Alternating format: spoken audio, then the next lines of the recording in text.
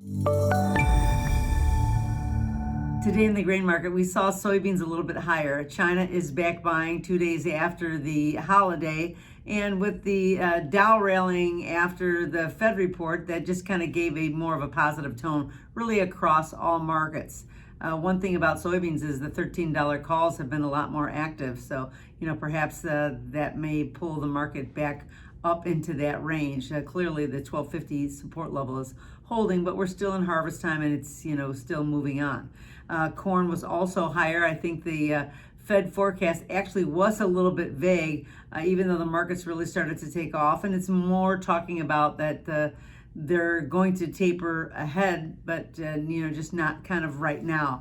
But the recovery in corn has been, pretty solid right now. After 4 days lower, I think that's a welcome sight to see it. The Gulf is really moving up until full capacity, so that's helping the corn market as well. So I think that the volatility has come down a little bit.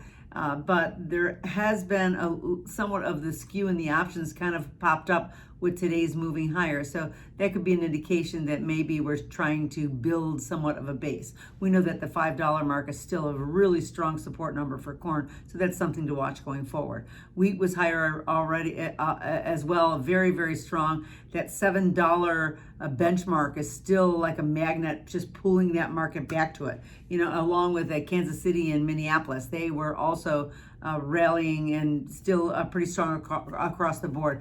They really have the fundamentals on the wheat side that's been helping us. Certainly, there's that there's difficulty in Canada and some things in Russia and Europe, and that's just giving the market some underpinning of strength. However, we're still staying right around the $7 mark for the Chicago one as well.